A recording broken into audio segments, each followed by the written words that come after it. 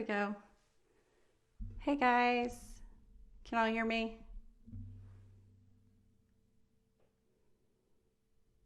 Test, test.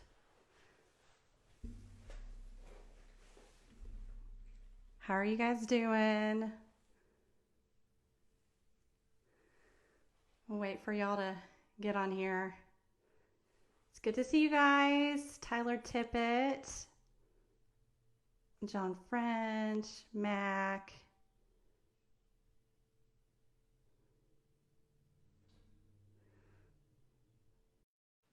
Hey, Scott Lemons. You did great with the second grade Sunday school this morning. Christy White. Did you accept and then like from another room? That was impressive. I was like, how did you do that? And then I ran like, out in the hallway for a second. It was a little dramatic. You can hear me, right? Yeah. I'm amping up my audio. It's good. It's good. Perfect. We've got some friends on here. Gary Morgan, what's up, man? Hey, buddy. Welcome, welcome. Here we go. How's your rainy, a little bit chilled Sunday going? Pretty good? Yeah, I have been working on things for uploading all the stuff for this week. So all of our Devos and things like that are live and ready to go. But yeah, it's been fun. What about you?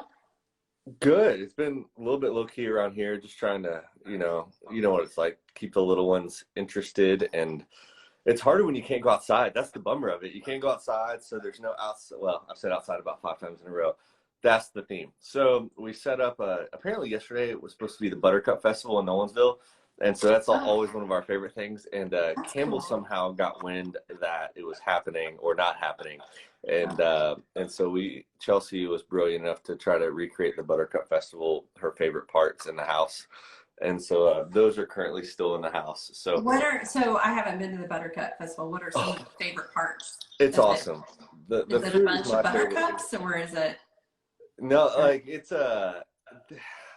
just an outdoor kind of like Franklin's got the festival on the square that's awesome. It's kind of like that. Vendors, food, not Chelsea. Campbell loves the pony rides and all that stuff. So we kind of went for like second and third options. Yeah. We got the what do you call them? Cornhole board out and kind of the ladder golf. And so she started like going crazy with that. And I found cotton candy on the floor this morning, so that was fun. Awesome. But yeah, so it's been overall really good. They woke up, watched some church this morning in the PJs, and then Frozen 2 for probably the 30th time. And but it's good. So good. Well, we did church this morning as well. We have Play-Doh on the tables with the big thing this weekend. So we did a bunch of Play-Doh stuff. And then I already gave a shout out to Scott, but Scott Lemons he did the second and first grade Zoom this morning. So we attended a Zoom second grade Sunday school with Scott Lemons, and it was phenomenal. So I know he's on here. He did a great job. Phenomenal. He's the best. He is. Here's our, hold on, this should be hilarious. Okay. Here, buddy. This is another special guest. Hey! He is pumped. He is banging on the window. Daddy, let me in. So we tried to recreate the Masters last week. So here's his golf bag. So he loves it. But can you wave at everybody? Can you say hi? Hi. All right. Can you say bye-bye? Oh, good job. Bye, Daisy. Love you, buddy. Christy says, hey. Hayes. He's everybody's favorite, so that's fun. But yeah, so he's going to have, we found out last week, a little sister, which should be hilarious. Good. I love it. So that's going to be a lot of fun and craziness. And I think that's August 1st, I think. No, September, I think, 1st. So good. It'll be Love fun. it. So, It will be fun. but yeah, so caught the live stream this morning. That was Yeah. fun. I thought it was a really cool kickoff to the series and really, really good stuff. And Mike walking through kind of the history behind. You get into Matthew 5 and you get into what does it actually mean to be blessed. Kind of crazy. It is. We did not have a icebreaker for today, did we? We were just gonna talk about. No, I think we were just gonna roll, but I think one of the things that we can do is if you're on here with us, and I think there's a few guys jumping in, what would your definition of blessed be? Like if you had to keep it really short and one sentence, a tweet's worth of information, what does it mean to be blessed? Right? Hashtag blessed. Apparently what so. Would you put it that, what would you put behind that? Your definition. Yeah, what would that be? And so I think in a lot of ways in our culture, just we're going to go through really actually 4 questions today. I know, right? It's like an extended extra large version of Instagram Live at 4. We're going to go 1 extra question, but walking through today, it was really cool when Jesus walks through their Sermon on the Mount and gives the Beatitudes. Just, real quick, the Beatitudes are really quick summary spots of the entirety of the Sermon on the Mount. And it was really, really cool to see in every single one, there are 9 blessed or blessed. And what does that really, really mean? And kind of walking through that. And so that's been kind of really neat to see. If you want to, you can throw in the comments. That's totally cool. What does it mean? What would you call blessed? What does it mean to be blessed? Because you look at today's culture and you look at everything we're seeing, we've got to have the absolute right definition of what blessed is. And I think that's massive because in culture today, blessed is usually like, let's be honest, what comes to mind when you first hear the word blessed? That's going to be question 1. What immediately pops in? You don't have to throw it in the comments. You can, but you don't have to. This is more saved for, I don't know, it's 4:07, maybe the dinner table in an hour, or maybe if you eat in 2 hours or whatever eating for you looks like now. Question 1, what comes to mind when you hear the word blessed? And so interesting definition is so important on this. I remember when I was living in Texas, I have always loved Dr. Pepper, just always loved it. I try not to drink it as much anymore, but man, is it good. And I'm telling you, like one of the best things about Mazatlan is 1, it's cheap, 2, the queso is good, and 3, their Dr. Pepper is outstanding. I don't know why. It's something about the carbonation's got to be right. But I remember we were in Texas, living in Lubbock, and one of our friends had the thought, hey, let's go to this little place outside of Waco called Dublin. And if you're not, what was it? It's called Dublin. Like Ireland, Dublin, like Ireland. Mm-hmm. It makes sense. So it's like, yes, in the middle of Texas. It's this little bitty spot. But if there's anybody from Texas or has been in Texas on here, there's a little bitty place. Hey, Kyler Bean just joined. That's one of my former students. He's now a dad. He's going to know Dublin. But there's a place called Dublin, Texas, right outside Waco. And it is the OG home of Dr. Pepper.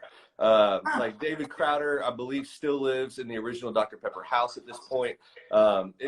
It is Dublin town right outside Waco. And so one of the guys was like, hey, let's go check it out. So we drove to Dublin to try their Dr. Pepper. And it was a little bitty factory that now since Snapple has taken over and they don't make it anymore. But back then they made it. And it would come in these little glass bottles that had a little bitty factory. But the key was they got the essence of Dr. Pepper right. And what do I mean by that? The 23 flavors back in the day, 11 were at one plant and 12 were at the other so that nobody knew who had what. And so the secret wouldn't get out.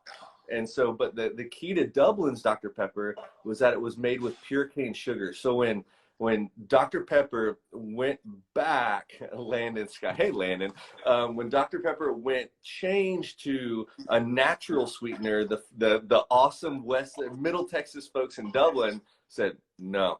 So we're going to stick with the original definition of this. We're going to keep it pure cane sugar. And they bottled that up until probably 2010. Don't quote me on that, but it's somewhere in there. And then Snapple took it over and changed it. But the original definition of this really matters so that we don't manipulate it. I think when you look at the original definition of what it means to be blessed, I think of stuff. It's almost like, in Wilco, it's almost like what you got. Where can you show it? It's health in some ways, and that's okay. It's maybe a little bit better. But when you look at the best definition of biblical blessedness, it's the future hope of Jesus. It's no matter what our circumstance in the midst of even coronavirus, it's holding on to that future hope that one day Jesus is going to come back and make all this stuff untrue. That's good. It's really good. Yeah, it's we tend to frame our definition of blessed now in Instagram, don't we? Like we frame it. We say, oh, this is our perfect family. This is our, all the things that you were talking about. But when you're saying that, I couldn't help but think, what do we frame in our Instagram photos? Yeah, so that's great. I think so. Question one: what comes to mind when you hear the word blessed? And whatever speaks to your heart immediately, I think that's the definition that we resort to pretty quickly, that then we've got to deal with. And you may be in your quiet times and you're just killing it. Your time with Jesus is so good and you're going, my thought for blessed is no matter what, I still know who my king is. And if that's where you're at, that's a good place to be. I'll just be honest on here. That's not always my spot all the time. I think my heart wars back and forth with this. And so question one really kind of gets underneath a little bit and goes, okay, what comes to mind when we hear the word blessed? And whatever you've got to compare that to the future hope that's Jesus. And if that's not your first thought, then let's sift through the word and let the word really just kind of marinate on our souls a little bit till our idea of being blessed is solely rooted in the perfect goodness of Jesus, and going from there. Okay, so that's question one. Question two, do you want to throw it to that, AJ? You want to talk No, I was gonna read out question two. You're doing this one as well, right? Yeah, go ahead, read it out. That'd be great. Yeah, question two, and it looks a little bit different on our table talk questions, but basically, how has your definition of what it means to be blessed been shaped by the Bible? That's identical to table talk. So yeah, how has your definition of what it means to be blessed been shaped by the Bible? And you already kind of spoke into this a little bit, but yeah, we talked. Obviously, we hit on it. I probably vomited an answer. No, I love how you said. I love how you said that, like. When we're understanding that the essence of who Christ is, that the hope of Jesus, that helps us sift through everything that we're looking at. I love how you were talking about that. But yeah, when we begin to read God's word, and how does the definition of blessed get shaped by the Bible? Yeah, my first thought as well, like added to that, was when we started the talk this morning with Mike's sermon. I knew that blessed is in there over and over and over, and it begins each beatitude as you walk through it. But I'd never really looked at it 9 times. Like that's the main point. It's walking through this blessedness, and it says specifically, I didn't want to say this wrong. It says Jesus began with this word in every formulation of his introductory statement because it was his main point. We've got to attach our lives to this. And I think an attitude of blessedness in the respect of Jesus has already done the work. He's done the finished work on the cross. He's reigning now. Like what I was trying to figure through in my heart this morning after Mike got done was, how well do I lean in to who Christ is and his blessing of changing my life in 6th grade, and then this process, not to use a big word, but sanctification of making me holy day in and day out, and the war that is, the brutality that is of warring against my sinful nature and his goodness. If I started off every day, and that's the goal, but just to get the true definition of what it means to be blessed, that realize nothing that I'm going to face today is bigger than what Christ has done, and that's the definition I've got to see that lens through. See through that lens. I love it. It's good. So good. I love that this sermon series was already decided on before where we are. I think, just side note, I was just thinking how interesting that we would be studying #blessed in the midst of a time where the world could say, you guys have got this wrong. You're not blessed right now. Like you've got an abundance of all this stuff going on. And yet we are blessed as Christ followers, which leads into some other questions. Hold on. I was just trying to catch up what was going on. Okay. Yeah, so the next, sorry, I saw Oh, some you're fine. text messages, so I was checking it. Do you want to move on to the third question? Yeah, that's perfect. Okay. All right. So third question is, why is it better to be blessed in the way Jesus said, even if it's not easier? Why is it better to be blessed in the way Jesus said, even if it is not easier? I had to read, I mean, I read this again. I watched the service a couple times today. And because I loved how Mike handled the passage. I loved how he preached. There was some new things for me as I was reading through it with him. Yeah, so when you look at the text in Matthew 5:3 and through verse 10, just everything it counteracts. It's like the poor in spirit are blessed, and you're like, well, no, it doesn't seem like that would seem like a blessing you would want, right? To be poor, Yeah. and then to mourn. Well, I don't want to be a person that mourns, to move on. The gentle are blessed, they're going to inherit the earth. Well, no, it seems like the powerful would inherit the earth. All the things, Yeah. it just seems like as you read it, you can tell that through Christ, he is flipping the world, the worldview, or what seems like should be a sign of blessing in his worldview and in his power. It's completely opposite. And sometimes, yeah, why is it better to be blessed in the way that Jesus said, even if it's not easier? Because you had just talked about this, you're warring between those two things. Like, I think that's humanity, right? Like, we want to go towards what the world says looks like blessing, and it's tempting. But when we rest on Christ and we surrender to his lordship, like his way of experiencing life is abundantly, it's the best possible way to live. And he's in control, even if I don't know how things are going to go. Like when I've experienced disappointment and grief and all sorts of things where I'm, wondering, why do I have to go through this? I always know and experience this closeness with the Lord in a different way too. Like I know that leaning in on him, I'm sure as Christ followers, we all tend to do this, but when everything's knocked out underneath of us and we only have Christ to walk through with this, like I know he's the only thing that's gonna fill me up. He's the only thing that is going to give me that joy, that hope, the things that the world can't offer me at all, and so I don't know, that was when I looked at that question this morning, and I was just thinking, why would it's hard to see things the way that God sees them and to latch on to Christ in those moments. But I know I can look back and see how he has worked in and through my life before. I can read God's word and see how he has been at work in other people's lives as well. And I can cling to the hope of Christ because I know he doesn't lie and I know he doesn't fail. So, those were kind of the thoughts that I had with that one.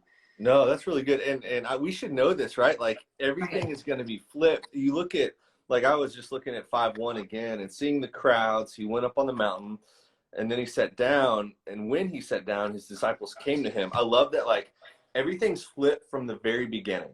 From the very beginning, we should expect that this is going to turn the tables on what we've always thought, because where we see the crowds, we usually would go, oh, perfect, let's preach, let's go. And he goes, no, I'm good. It's as many have said, it's the anti-church growth strategy. He sees the crowds and pivots to go up on the mountain and gets close with the disciples and just preaches the greatest sermon ever, not to the masses, but to the folks who would carry out the mission. Yeah. That's a great way of saying it. Yeah, that's awesome. Okay, we have an extra question this week. Question 4. How does the biblical view of blessing change the way you think about your circumstances? How does the biblical view of blessing change the way you think about your circumstances? Yeah. I mean, I touched on that a little bit in the last question, but I loved how Mike talked this morning about that when we are, I don't know if these are his exact words, I don't think they were, but the way I took it was when we are when we are abiding with Christ and we are connected to him, then the essence of Christ is flowing through us. And he talked about that when we, I think, begin to live a life that is not in the essence of Christ, it's like a dam that just kind of blocks that blessing from coming through us to others. That Christ wants to do and is doing a work in us and through us, and it's going to bless others. And so I loved how he talked about that, because my initial thought was, okay, what is it in my life that I might be blocking? Like, what is it that is there an attitude? Is there a unconfessed sin? Is there, what is it, Lord, that you need to remove or, break down that particular dam in my life so that others can be blessed through what he's doing in and through me. So I think when I started realizing, there's an old hymn called Channel of Blessing. It's like an old Southern Baptist hymn, right? Do you have a guitar? Is there a piano with you right now? I'm ready. I am, nope, not gonna happen. I know better. I have never thought of that hymn before until just like right then. That's embarrassing. But anyway, Channel of Blessing, like, it makes sense that as Christians, we are supposed to have this view. So in the midst of circumstances, I know several of our friends right now are going through the grief of losing some pretty big milestones. I saw several that were acknowledging over the weekend that this should have been their senior prom. There are many that are grieving their play. A couple of weeks ago, there was a play that it was their last play and they didn't get to be in it. Graduation, we just don't know how that's going to play out. All those things. So what do you do in the midst of those losses? There are two different ways to go about it. And I'm so happy to have seen the way that a lot of our students, seniors, are handling this, because I think they're not ignoring the grief. They're not ignoring the circumstances and going, everything's great. That's not what this passage is talking about. It's saying, as you're going through it, don't get in the way of letting Christ work in and through you so that people can see, wow, there's no way that could have been Amy Jo, because she would have been super selfish and mad and angry and all those things. But it's Christ working in and through that situation so that because we have Christ, we are blessed in the midst of really tough times. I think you're right. I think situations have a way of proving the essence. And I think, we jumped on with our SLT team. A good bit of those are seniors on Wednesday. And it was super cool to see their attitude, even in the midst of, prom, losing that. Who knows what's going to happen with graduation. End of senior year apparently has just happened, obviously, with Wilco closing down. And but I think that situation, I saw some attitude from some good attitude from students, even in a Zoom, where I went, oh, that's really mature of them. And I think you're right. I think if you get the essence of Christ, you will understand the essence of blessing. And when you get that essence, things change. It's like when I tasted the Dr. Pepper at Dublin for the first time with the I just keep going back to it. No, when I had the pure cane Dr. Pepper for the first time ever, You could not, that was probably, I think, before Twitter, and I know before Instagram, but you couldn't shut me up on the car ride home. It was one of the greatest things. And I remember like Delia, who is our admin, we brought back cases of it. Like we would order it, we would bring it into our student ministry, like Brandon, Delia. It was a great trip. But we talk about that trip to this day as double. And if anybody is from Texas around here, they know what it is. It's that good. But it's the very purest essence of what it is. And if we can latch on to not a watered down cultural version of what blessing means, then I think there's hope for our students. I think there's hope for our team. I think there's hope for our people.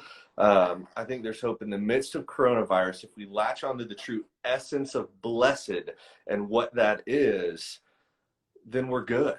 And we're not just good where the boat's not simply there, the boat's moving forward. And I think, and once you taste the perfect essence of Jesus in blessing, it's not some mystical thing. It's just trusting that he's coming back at some point, and I'm putting all my chips on that. He's coming back, and he's going to make all things untrue, all sad things untrue.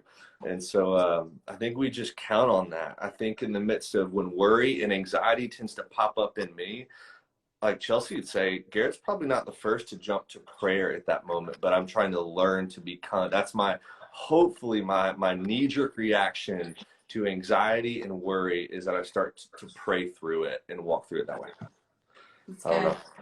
That's kind of where I'm coming from. But I think this sermon, and if you're on with us right now and you haven't heard this, or you're watching this later on tonight, go back and check out Mike's talk from this morning. All of this is based through that. That's the anchor of the word that which we walk through this. That's how we know blessed are the poor in spirit or the humble, for theirs is the kingdom. That's how we know that blessed are those who mourn, for they will be comforted. Blessed are the meek, for they shall inherit the earth. Blessed are those who hunger and thirst for righteousness. They'll be satisfied. I mean, these are promises right here to cling to, that you can absolutely, in a time of everything going maybe south in so many ways for you, you can bear hug the gospel as everything in your life changes. It's cliche to say it, but there's one thing that doesn't, and that's the King, who is the King. And so we cling to him and we walk with him. And so, yeah. So good. That's awesome. I can't help but think this is probably not, I don't want to end on this, but when you were talking about your Dr. Pepper, I can't help but think like my story would be that I gave into a marketing ploy of a soda that wasn't good, but Do we get a name? Crystal Pepsi. Oh yeah. And I hadn't seen it, and I had gone out on a choir tour, with Illinois Baptist All-State Youth Choir. Jay Strother was on that. It was great. But one of the things was in Colorado, I saw Crystal Pepsi, and I bought a case of it. And I was like, This is going to be the biggest thing. And it was not even good. I don't even like Pepsi. I like Coke. Why did I do that? Can you, for all the kiddos on here younger than 25, maybe 30, explain Crystal Pepsi. It wasn't, I don't think it was good. I like Sprite. Is it clear? It was clear, it's right? Clear. Have you had it before? I think I had it once when I was a little kid. Okay. Well, it was. You're not that, we're the same age. You had it when you were little too. It's fine. A little bit older than you. So yeah, it's like Pepsi, but it's not brown. It was like this. Clear. Yes. Yeah. And I don't know, they made this big thing. A couple of years ago, Ellie Smith found some in the grocery store, and I think one of the Benward girls found some too. And so I guess it's still out there somewhere, but it's not great. I may have just frozen. Well, anyway, yeah, it's not great. You're there. It's just funny. When you were talking about that, I was like, I just went for the marketing ploy of like, this is new and awesome. I'm going to be the first one, take it back to Illinois. And I thought I was going to, revolutionize Illinois with Crystal Pepsi. Oh, man. But this, y'all, this is for real. That's for real. This is the Dr. Pepper. It's the real what's thing. That, gosh, it actually, has nothing to do with it. Isn't that Coke? What now? Isn't Coca-Cola's tag the real thing? It's the real thing. Yeah. Anyway, we're not talking soda here. We're talking God's word. It's the real thing. Amen. Dr. Pepper is good medicine. 10, 2, and 4 is when you're supposed to drink it. Wow. Morning, 2 o'clock for the pick-me-up, and at 4, work's almost done. 10, 2, and 4. I kid you not. I've never heard what's of the that. travel show where those two guys, like a tall guy and the short guy, and they travel around. It's not on HGTV. What is it? American Piggers. They went. I used to love that show. I know I'm 100 years old. I don't care. They went to Dublin, and when the plant shut down, they bought tons of the old Americana stuff. So it's real deal. Check it out. It's awesome. But awesome. Whole point is, don't accept the watered down stuff, folks. Go for the real deal. There you go. There you go. That's awesome. That's all I right. got. Well, last thoughts oh, hey, we have announcements. We do. Turn the camera. Actually, yeah, there we go. There we go. Hey, some pretty awesome announcements. Here we go. Yeah. Okay. So all of this, by the way, is in the link in the Instagram bio. So if you click there, you will get your Devo for the week, a one-sheet lesson if you want to kind of walk through the questions of the curriculum that we're going through on Wednesday nights. But yeah, for sure, all of the Devos are already there. And then we have a couple of announcements, so you can find all the links. But this Wednesday, we are going to be on the Brentwood Baptist, I'm going to get this wrong, the link is in there, online platform. So like where you would watch church online, which I think is, anyway, that link is on there. So oh, I just moved the camera. Oops. And it probably won't ever stay because it took me an hour to get this thing to stand up right because my phone was not working with me today. It's brentwood.churchonline.org. There you go. Yep. And so anyway, 6:20 on Wednesday, we are going to be there, and we'll make sure that you get the announcement. We'll post things on Instagram, but we will not be hosting our online worship service here. Just has not been as great of a stable spot, and this way everybody who wants to come can come, and so it's not locked into a platform where friends that don't have Instagram can't see it. And so we're excited. It still has chat. It still has all of the hearts and likes that you want. And we can still see each other. So when you log in, if you have not been there, it's super easy for you to get in there and you just type in your name and boom, you're in. So 620, stable platform. It will work. Good quality sound. All those things. It's if you've ever watched, and hopefully you have, because this whole talk is based on it. If you've ever watched Mike in the Morning at the main Brentwood website, we are pretty much taking theirs for Wednesday night. So it's the exact same platform that Mike preaches from. Everything's the same as you would see on a Sunday morning if you go to the main church website. And so they're just being so rad to let us jump on it for a Wednesday night. And AJ's done a lot. She won't say this, but she's done a ton of legwork to make this happen. Instagram Live was fantastic. It's just not, come to find, meant for that kind of thing like that. And so it's meant for maybe more stuff like this where we can go live for a little bit, but we're trying to stream some worship together, a Devo together, interviews together, and not show up at the church to do that. And so that platform is perfect. Yeah, and can I mention Thursday? Is that okay? Okay, so we're going to start doing some Thursday nights with y'all. The first one is going to be girls only, okay? And you can click the link in the Instagram bio.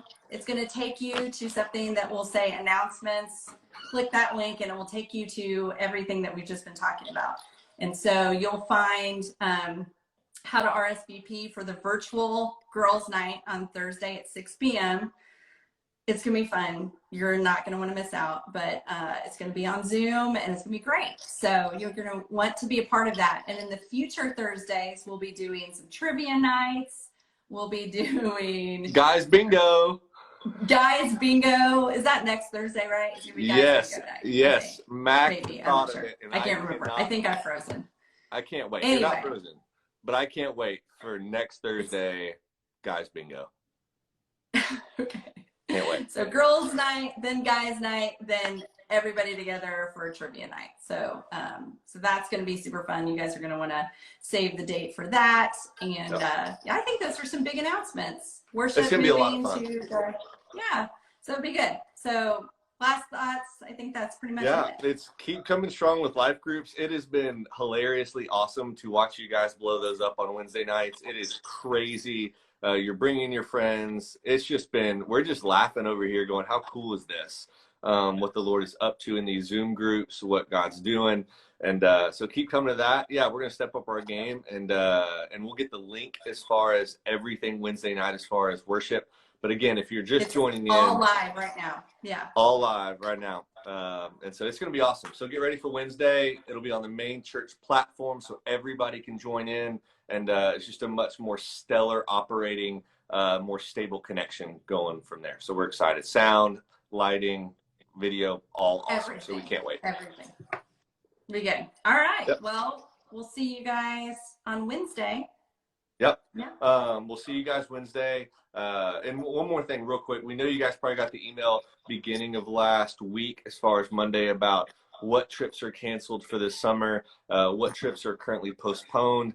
We don't have any more information for you as of this point. If you haven't checked your email, go check your email, or it may be in a junk file, it may be in clutter.